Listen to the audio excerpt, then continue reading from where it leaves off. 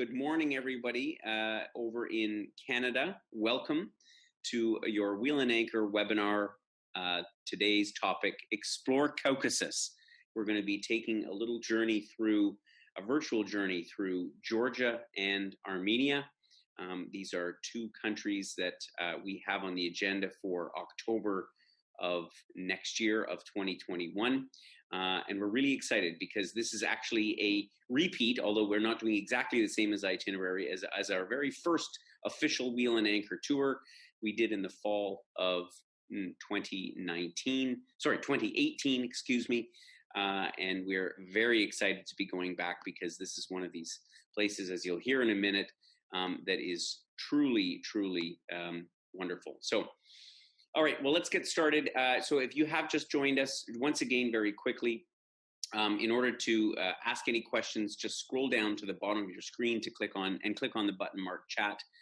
If you want to ask a question, we will address it at the very latest at the Q&A session at the end of the webinar.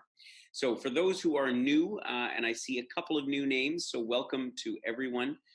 Those who have been with us frequently before, and those who are new. So Wheel and Anchor is all about bringing travelers together. This is our motto, our mission statement, if you will, because we love to travel with people who are like-minded. When we say like-minded, we mean we have the same aspiration for exploring the world, having local experiences, and seeing some things that as much as possible are a little bit off the beaten track. And this webinar today is certainly a case in point for that.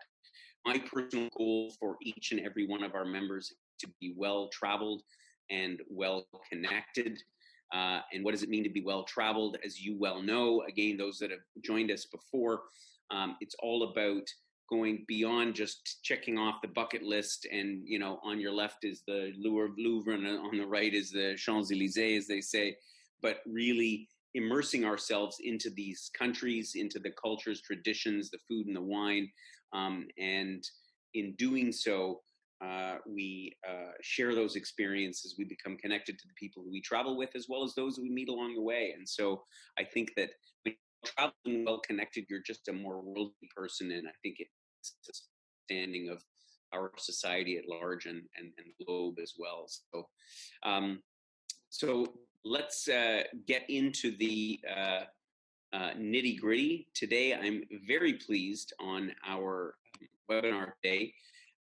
Myself, my name is Gordon. I'm the founder of Wheel and Anchor. I'm joined by my partner who's hidden behind our logo, Joel, who provides our technical support, and our special guest today, Katona Gabachvili. I probably pronounced your last name wrong, Katona, because your Georgian names are not easy to pronounce. I know. So Katona is our partner. She is based and is dialing in today all the way from Tbilisi, Georgia. Tbilisi is the capital of Georgia. Welcome.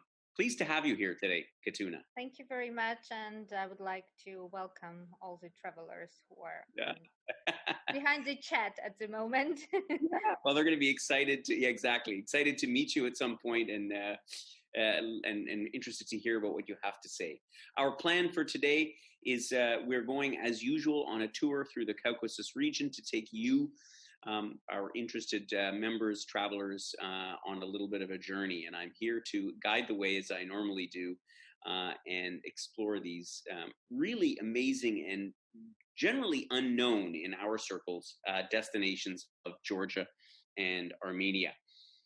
Looking at the map, and we probably should have zoomed this one out even more, because a lot of people, I guarantee you that 90% of people at home can't even put Georgia on a map. Let's face it, it's not in the news every day. But the body of water to the left is the Black Sea, and over to the right is the Caspian Sea. And that white strip just beside the red dot there are the Caucasus mountain range. And that's why this region is known as Caucasus.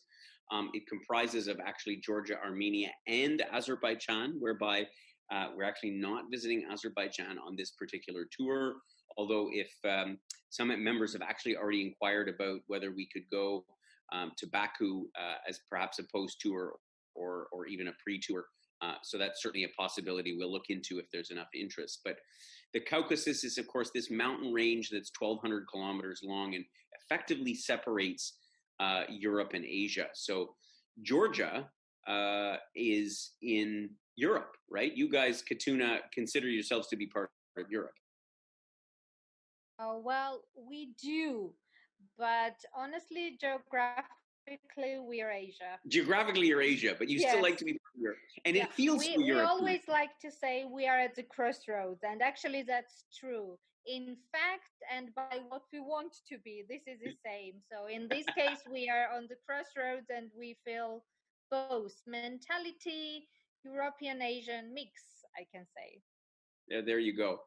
The Caucasus mountain range actually contains Mount Elbrus, which is the highest mountain in Europe. So Mount Elbrus is technically, geographically, people think it's Mont Blanc in France, but they have some very high mountains. So 7 peaks over 5,000 meters. So they're quite a bit higher mountain range. And this is sort of the backdrop, the northern border of Georgia to Russia. And provides an amazing, some incredible scenery. Our journey is going to start in Tbilisi, and we're going to take, of course, on the day-by-day itinerary here. But we're going to spend the first few nights, and as many of you know, I really like to spend a little longer on the important stops along the way. So we've got 3 nights in Sighnaghi, that's on the right-hand side of your screen in the eastern part of Georgia. Sorry, excuse me, not Sighnaghi. We're staying in Sighnaghi, which is in the KAKHETI Valley. We're going to spend 3 nights in Tbilisi, which is a night longer than we spent before. I think this is an incredible city, well worth seeing. And we'll spend a couple of nights in Borjomi, which is in the central part of Georgia. And then at the end, a few nights in Yerevan. So we're going to cover a fair bit of ground, but the way we've designed the program is to make sure that we actually get to stop and smell the roses, as it were. And so this, I think, is a big improvement over our original itinerary, where we had a marvelous time. We just evened it out a little bit. Good. Well, let's dive right in, and Katona is going to give us some interesting information to our day-by-day itinerary. I'm going to start off by saying, to get to Georgia or Armenia, for the most part, is a bit of a trek. I must admit that. I'm not going to pull the wool over anybody's eyes. There are relatively few flights from Europe that connect into Tbilisi or to Yerevan. So the best way actually to get there is via Warsaw on LOT Airlines. And so we're going to fly out of Toronto. So we fly overnight to Warsaw. We're going to set everybody up with a day room in Warsaw. So when you arrive, you can get, because we fly in the evening, from Warsaw to arrive in Tbilisi quite early in the morning. So it actually takes 2 nights to get there. Well worth it. It's a trek, but it's well worth it. And we're going to make the trip as comfortable as possible. Then we're going to land in Tbilisi. And we're not going to stay in Tbilisi at first. We're going to head right out. And Katona, so we're going to arrive early in the morning. How far of a drive is it to get into KAKHETI from Tbilisi airport? Well, there are 2 routes to Sighnaghi area. I think we'd better take the shorter one, which is about an hour and 50 minutes. It's more kind of a serpentine, but it also gives you opportunity to see beautiful nature from the Gyumri Pass. So generally on the road, we will not stop for any sightseeing, because we'll be heading to the hotel to check in immediately, to get a good shower and a little bit of rest. And afterwards, we continue for wine tasting and other adventures. Exactly. But, it will be an hour and 15 minutes. So it'll be, because it's a long journey, so we're going to bring you in. We've arranged, Katona has arranged for us for an early check-in in the hotel. And then we'll have, as you say, after a little bit of a morning at leisure to just sort of relax and unwind, and we'll be already off wine tasting. Tell us about, so, I mean, let's face it, this is the birthplace of wine.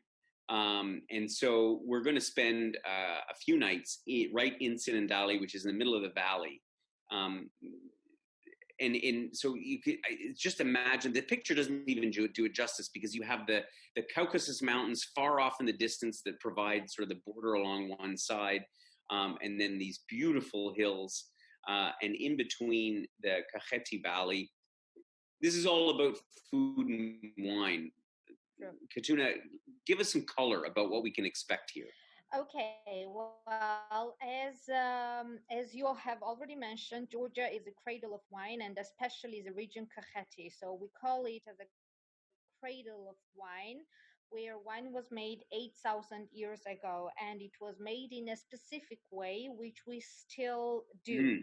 We squeeze grapes in special. We used to squeeze grapes in special wooden wine presses, and then we used to keep wine in the jars, which you have on the picture. They are called kvevri wine jars, which are buried under the ground, because the ground keeps the temperature that is very important for wine, and we keep all this wine, the natural squeeze in natural way, under the ground for 6 months for fermentation. And the when you go to KAKHETI, you see these vineyards all over the road.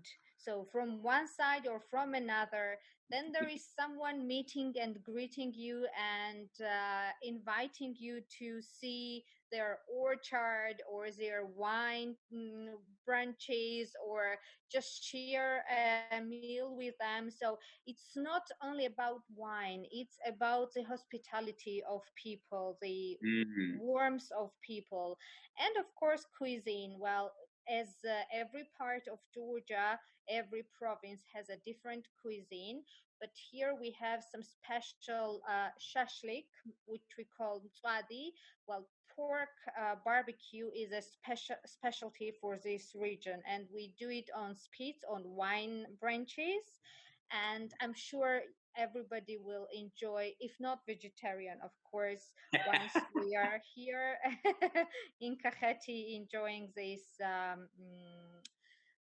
lunch or dinner. And as you mentioned, this valley, which is topped by the Great Caucasus Mountains, it is so impressive when you stand on the other side of the valley and you see this huge valley and the river in front of you, and then at the end of the horizon, there are the mountains and the white snow on top. So of course it's very impressive. It's very, very pretty. So we're going to see some amazing sights. It's all listed in detail in the itinerary as we tour around the KAKHETI Valley. Sighnaghi is one of those towns that we're going to make a special visit to, and we had fun when we went to Sighnaghi, because there's a beautiful convent there just outside of town. And as we were driving into the town, it was pretty much exactly at the spot you see here.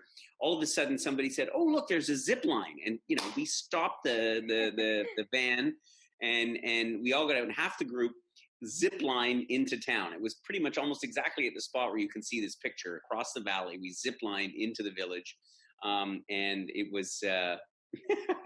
It was a lot of fun, and it's a charming town with this ancient medieval wall going part way around it, a lovely market, and yeah, it's and as you say, the hospitality of the people was something that really struck me. So we'll spend a few days in this area of the ALAZANI Valley, or of KAKHETI as they call it there, and then we're going to drive back to Tbilisi. So by this time you'll have tasted about 100 different Georgian wines, and some of them will be some of them you will enjoy thoroughly, and other ones definitely have a different flavor profile than what we are used to. I think you have one. There's an orange wine in Georgia, isn't there? We call it amber wine. So it's now added to the definitions of wine, let's say. So we had white wine, rosé, red wine, and now because of Georgian climate, It's another classification, which is amber wine. Amber wine. Yeah. Well, Yeah. there you go. And we'll try that as well. And it's really amazing. So anyway, let's talk about Tbilisi for a second. Because as I said, we tacked on an extra night here. Nobody back home in North America knows much about Tbilisi, and it's such a colorful, vibrant city. It's in this valley surrounded by the mountains. What do you think for travelers is, what people enjoy the most about Tbilisi? I think this is exactly as you mentioned, the colors, because when people come, they do not expect what they see. They see those colorful wooden carved balconies, and each carving at each balcony is different. They are diverse. Plus, these narrow streets, which are cobbled streets, and then on each new step you find that this town is very old. So actually it had been a town since 5th century AD. Of course you do not see a lot of remains from the 5th century, but you see from 12th century, you see from 6th, from 11th centuries, and then at the end you see those sulfur baths, which are from the 17th, 18th centuries. And then when you turn your back to this old city, and you look the different direction, you already see the new Soviet era buildings. So this diversity, this colorful atmosphere of Tbilisi, and as I mentioned before, this mix of Asia and Europe. I think this is what makes it special and what makes people wow when they come and they don't expect to find that city of love that we call it. That love Yeah, city. well, you described it perfectly. Um, and one of the things that you've arranged, which I'm excited about, because we didn't do this the last time, but Georgia, as people will find out when you get there, is so much about the food, and so feasting. Well, I think it seemed like every meal was a feast. So I'll be honest with our members. We actually removed meals from the program because we had almost 3 meals a day the last time we went to Georgia, and everybody said to me by about a week in, they said, please, can you cut down the amount of food, because every meal is like this. And Katona, what's with that? I mean, you guys like serve up food. We could be 4 people sitting at a table, and it's to us it occurs like you've got food for 10. That is our tradition, to be honest. We Georgians say that guest is a gift sent by God to us. So this means that when a guest comes to someone's home, or in this case, when we serve the meals at the restaurants, our guests need to take uh, the best of it. So that's why we always serve various food with from different provinces. And in Georgian families, actually, if the table was even half empty after the feast was over, that meant that there was no enough food there. So when the feast was over, then the table should have been full again. Of course, by time it has changed a little bit, but still we love to open our hearts and to welcome our guests with our Well, best food. I can attest to that, and we are going to test. We are certainly going to have some amazing food as we spend our time looking around Tbilisi. You mentioned it as well. Tbilisi is really quite a juxtaposition between sort of modern and old. And the old town that we saw, the balconies all up on the hillside there, and then when you look down from that, and it's hard you can't even capture it in one picture, because you look down from that and you've got this incredibly modern, spectacular glass covered bridge, the Bridge of Peace. is that a leftover from the Soviet era, or was that built since then? No, it was built by our president Mikhail Saakashvili during his reign. Ah, okay. And it is, you know, again, you walk literally from the old town across this bridge that is super modern, and you can see some of the high-rise buildings, and you can see how the economy of Georgia is really evolving and has taken off so much, you know, since Soviet times. It's been amazing. And then from here, I think we jump on a cable car. And we can go up the mountain to the is it to the fortress? Narikala Fortress, yes. Yeah. And so then all of a sudden, they say you're in this modern glass bridge, and then you're in this cable car, and then you're in this centuries-old fortress that sits on top of the hill with an amazing view looking down on Tbilisi. Really just amazing. We are going to spend a couple of days looking around by coach, on foot, but it was important to me that we had a whole day because we didn't have this opportunity when we were there before. There was so much to see. We're going to have a whole day at leisure, and the sulfur baths are a famous part of Tbilisi. And as you mentioned, these date back to the 17th century. Yes. And so the sulfur baths. Well, tell us about the sulfur baths, Katona, because this is one of the things to do on the free day. All right. Well, actually, the foundation of Tbilisi is related to hot springs, which actually are under the sulfur baths at the moment. In the 5th century, our king went to the area of Tbilisi from the capital, which was in another town before that.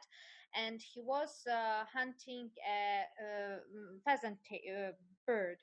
And he led his falcon after the bird. And when they couldn't find the birds, they decided to look after both of the birds.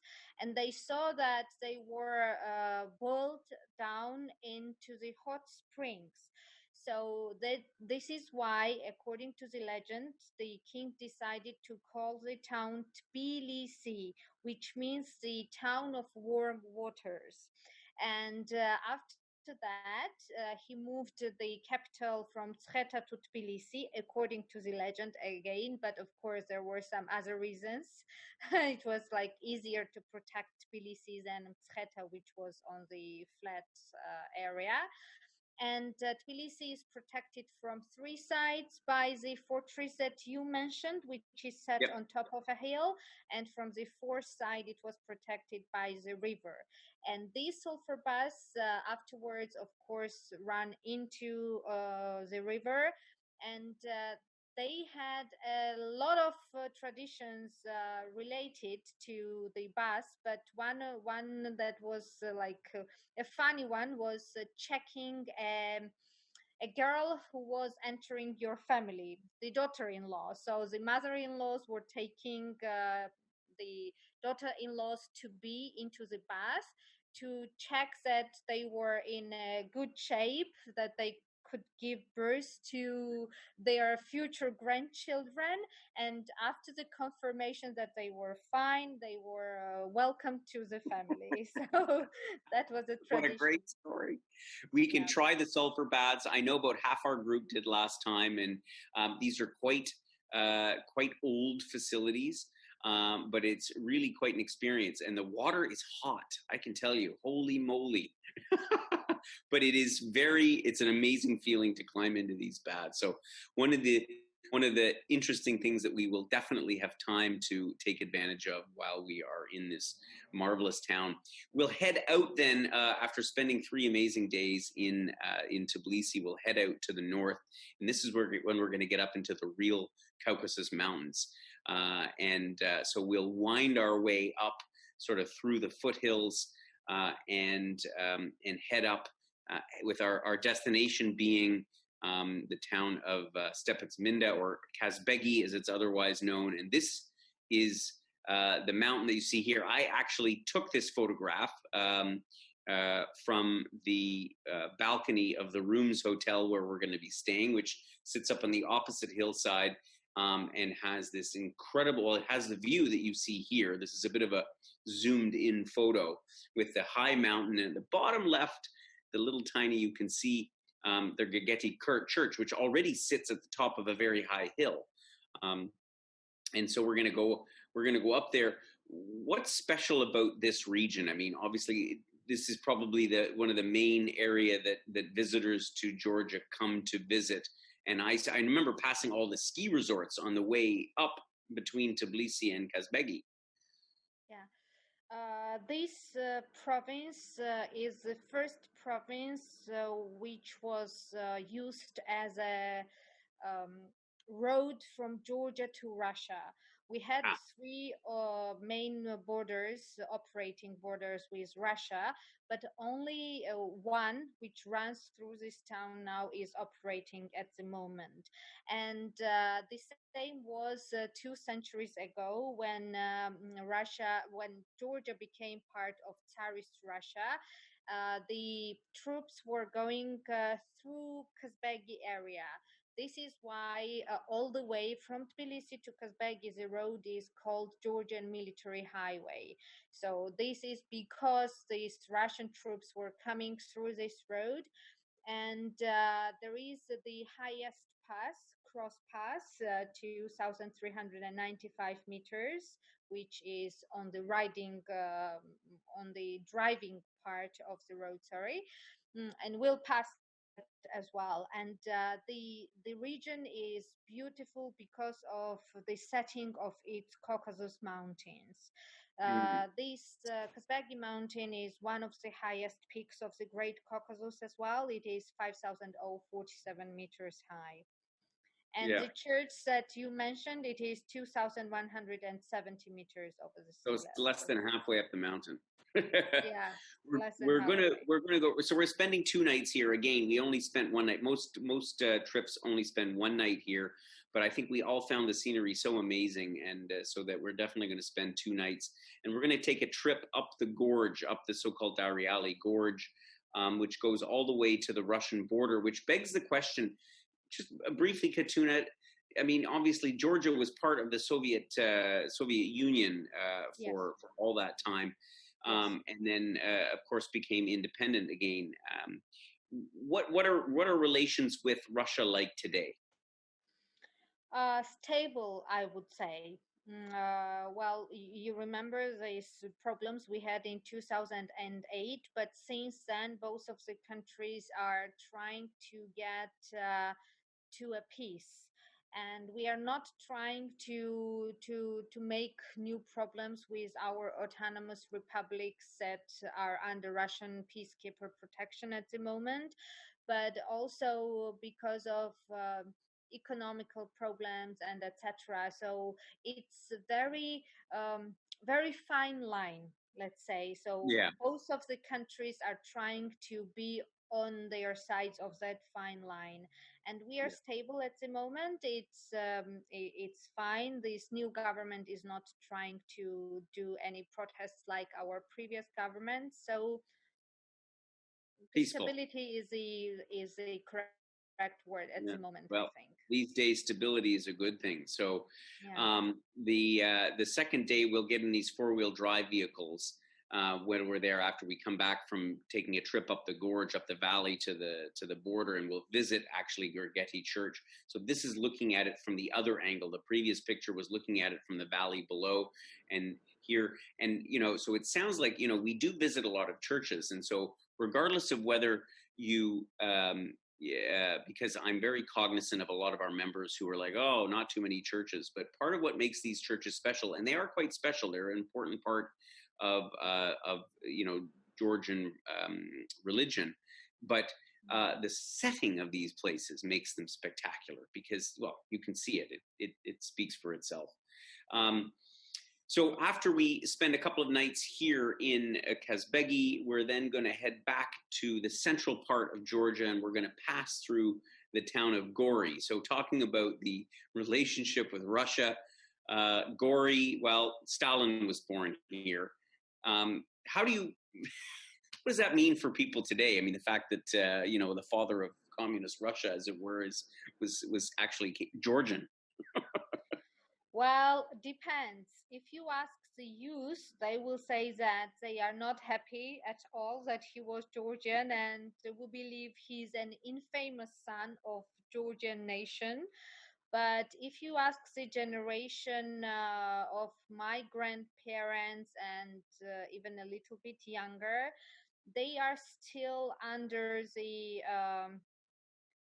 mentality of the Soviet era, I think, and some of them still believe that he was a great ruler. He did not know about the depressions that were going on in his country, and that he didn't have to do anything with millions of deaths. That's how some of them see it. And you know that in Stalin Museum, of course, you will hear the story about him being a blessed person and not an infamous one as we see It him. is quite a culture shock. We will visit the Stalin Museum. This is a photo of the front of it there, which was his original home where he lived, I guess. Yeah, 4 years. And yeah, and for a few years. And if you want a taste of Soviet hospitality, that's the impression. Exactly. It's still Soviet times there. Yeah, it's like stepping back in time, going back in there. But anyway, the bottom line is it's a very interesting visit. It gives you quite a twist on the experience. We'll end up that day in Borjomi, and so after having had a fairly long driving day, we'll get to spend a couple of nights here. Again, this was a spot that on our last trip we had a short visit. We didn't actually even stay in Borjomi. But I thought it's such a beautiful setting with all these green mountains. Borjomi is known for its water. Why? What is about this mineral water in Borjomi? Well, there is also a legend that when Georgia was annexed by Russia in 1801, the Russian soldiers found the mineral waters in Borjomi, and they thought that these waters were the real cure for their problems. So kind of they became the elixirs for the youth. So they believed that as they drank the water, they would never become old. So after that, actually in Borjomi, the Tsaris, the royal family of Russia, built the summer residence. And Mikhail Romanov used to come here, and Nikolai as well when he was younger. And there is still the palace which was built for them, and afterwards which was the residence of Joseph Stalin. But unfortunately, it's now we can't visit it inside, but of course we can have an facade look in the garden. And as you mentioned, the town is very beautiful because of its forested hills and because of the parks, the Borjomi Haragauli National Park that surrounds it. Yeah, The coniferous trees. A lovely spot to spend a couple of nights, and we have a day without a lot of programming in it, to relax, enjoy this interesting, quaint small town in the middle of Georgia, and perhaps enjoy some of those mineral waters that we have in Borjomi. Yeah. We should be a little bit, I'm sorry to interrupt you, but no, it's okay. Bit careful with that, because people say either you like Borjomi water or you hate it. So we should find that golden line for that. Well, we're just going to have to see then who likes it and who hates it. Yes. Sort of from Borjomi, we then have an action-packed day. Well, action-packed in the sense of we're going to see two amazing spots. So we're going to stop in Akhaltsikhe to visit the Rabati Castle, but then, which will be from I think one of the highlights of Georgia is VARDZIA. And so VARDZIA is well, I guess it was a community from 1,000 years ago, almost 1,000 years ago, that was built into the side of this cliff. Give us a short overview about why here. There was a cliff, as you mentioned, and Georgia needed a place where about 50,000 people could go and hide during the wars. And they wanted this, of course, to be a secret place. This is why Georgians already had experience of building the cave towns, and but they all of them were open, horizontal cave towns. In this case, George III, the father of our beloved Queen Tamar, who was also called King Tamar because she was such a stronger ruler, he decided, her father, to build this secret town. And actually, they did it with over 5,000 caves in the beginning of the 12th century. And there was a war when Tamar became a queen, and there is a legend that from this town she stood and she blessed the entire army, which was in the valley before the mountain, before the in front of the hill. But unfortunately, at the end of this century, there was a big earthquake, and part of the cave town, because there was just nothing but the caves. The cliff went down, and part of the stones were taken away by the river, and part of the caves we can still see and we can still climb, experience, and it's rather an adventure. It's quite an adventure. It's quite easily accessible, though. They drive you up to the entrance. So it's not like you have to walk up the whole cliff. And then you can wander through these caves. They have a chapel inside the caves. They have small ponds, water sources inside the caves. It's a remarkable, remarkable place to visit. I know we enjoyed it thoroughly. We will stay very nearby at the VARDZIA resort, just so that we can make sure that we have enough time to enjoy this thoroughly. And it'll be a great end to our visit in Georgia. From here, we then head down, and this is where we cross the border for the last little bit of our trip in Armenia. We're going to visit the town of Gyumri, first of all. So we'll go overland across the border, which is up in the mountains. We'll come into Gyumri. Give us a sense of, we talked about the relationship between Georgia and Russia. Armenia was also part of the Soviet Union, yes. And as was Azerbaijan, the three Caucasus countries. As many people may know, the Armenians and the Azerbaijanis absolutely detest each other. In fact, there was some recent flare-ups in their conflict just a week ago. But how is it between Georgia and Armenia? Georgia and Armenia are good friends and good partners, political partners as well. Armenia keeps a very diplomatic and strong relationship with Russia as well, but this doesn't do any harm to our relationship with them. So we are very peaceful neighbors. We always try to be nice to each other and helpful to each other. And all trucks, like loaded trucks of products which come from Russia to Armenia, actually drive through Georgia. And not only this, we always try to support each other. Yeah. That's good. Well, I got that impression that there was a very warm feeling between Georgia and Armenia, which makes it a great combination to do in one trip. So Gyumri itself, I didn't visit this town. We didn't go here the last time because we took the main border crossing south of Tbilisi. But one of the local guides said to me that it is really quite an interesting small city to visit. Why would you say that? What makes Gyumri an interesting place? It is an interesting place because it is surrounded by the Caucasus Mountains, but not the Great Caucasus Mountains, which we saw in Kazbek-Stepan-Tminda area.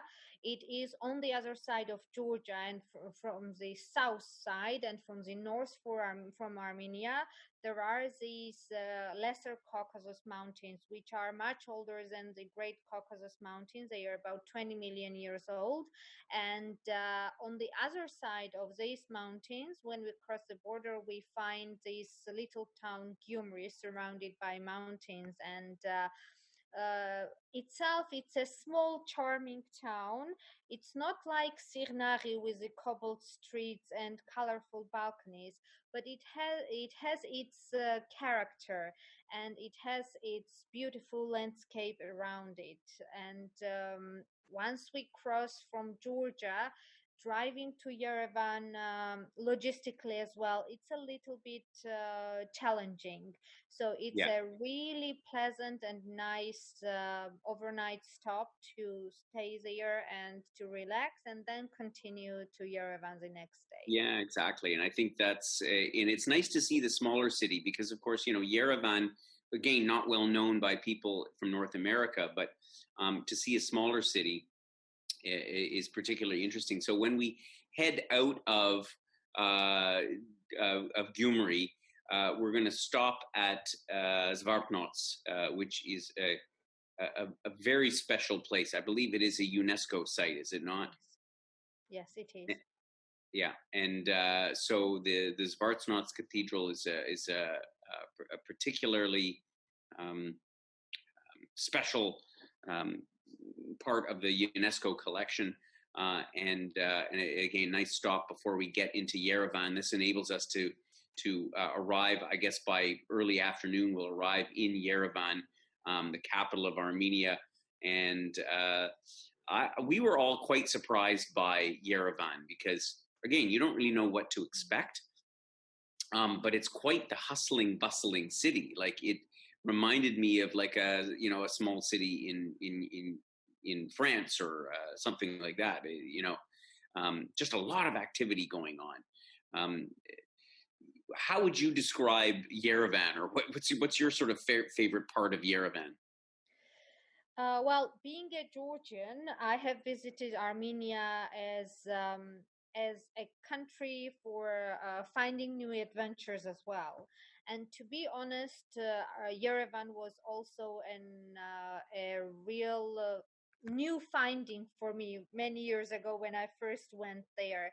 It's really vibrant, and its pedestrian streets, they are so lively, even in the evening when you think that people would go home. No, they go out and they have these lively evenings together outside.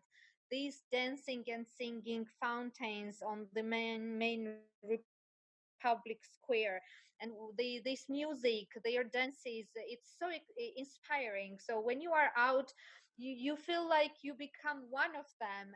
And of course, there is the architecture, which is specific to Yerevan. These dark pink colored buildings, Yes. which is specific for Yerevan. And you find these new feelings in yourself that, coming from Georgia, now you find something more and something new and very interesting as well. Yeah, your description of it was perfect. It's when the weather is clear as well. You can see, this is in the background here, Mount Ararat, the famous Mount Ararat, where of course they believe to be the final resting place of Noah's Ark, which of course sits in Turkey. That's a whole other story that we're not going to get into, because of course the Armenians considered to be Mount Ararat really part of their territory. Armenia has among its the different things to see, and the things that they produce there is carpets.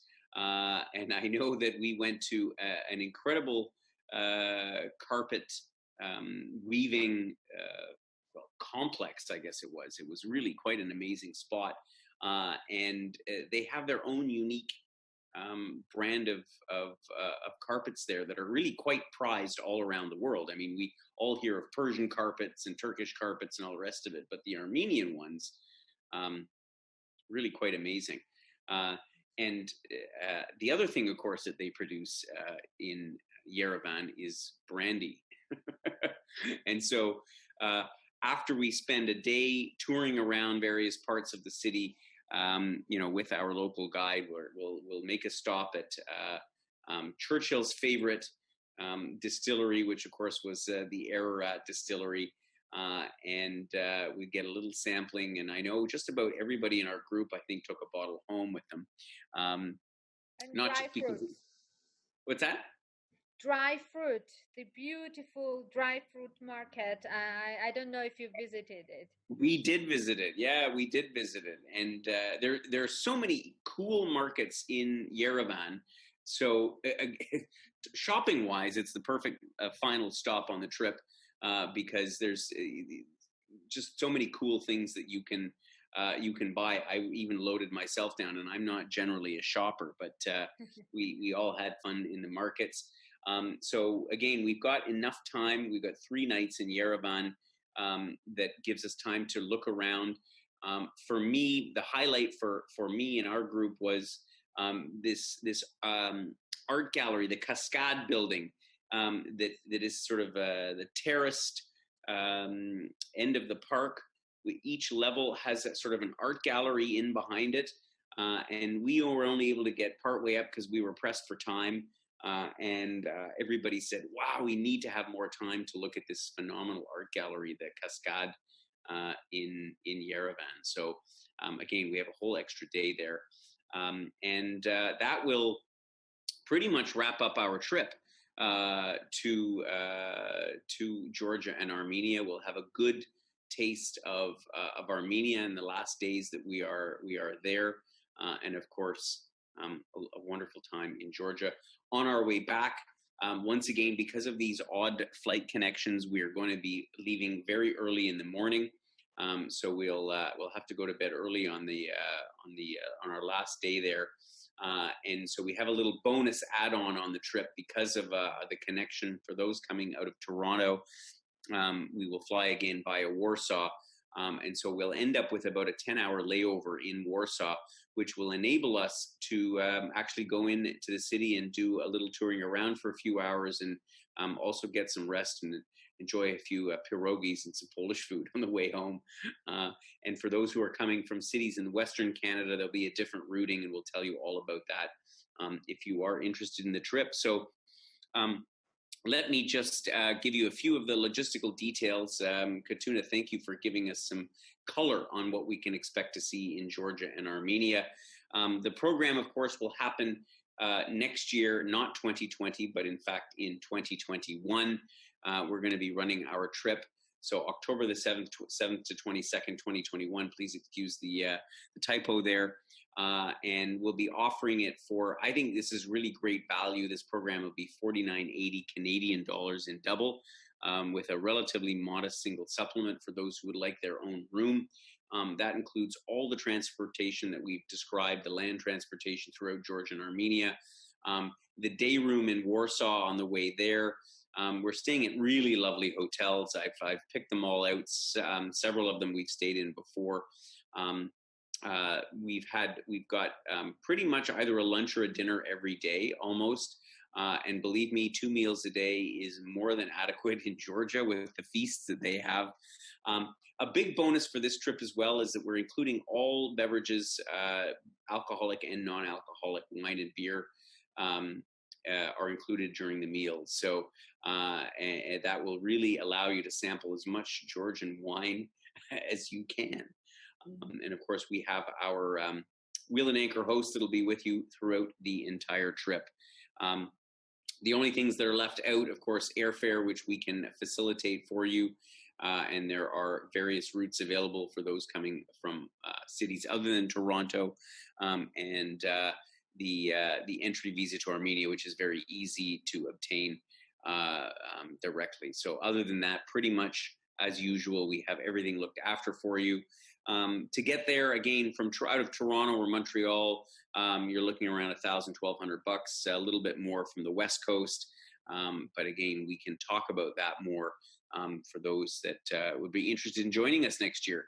Of course, if you have any questions about the program, and we're about to come to the Q&A session, so if you have any questions at all, then please, that we can answer here, then please drop us an email or give us a call at any time. So we've got Katona here. Please ask your questions. I see a couple of questions have come in already. The usual one, I forgot to mention, of course, we chose to go in October. What's the weather like in October? I know you are saying it's really hot there now, Katona. How is the weather? October is a very, very lovely month. It is warm, still warm, sunny with this autumn golden sun. And it's a very dry month generally. Of course, it depends from year to year, but generally it's very dry months without the rainfalls. Yeah. Okay. Yeah. That's what I recall. I recall we having really wonderful weather. It was a little bit cool in the evening and warm in the day, and it is the perfect time to go. Ellen asked whether altitude is a problem. But I think that if my memory serves me correct, the highest point we would go would be Kazbegi, but even then it's only about the Gergeti. Highest we will drive over will be 2,395 meters.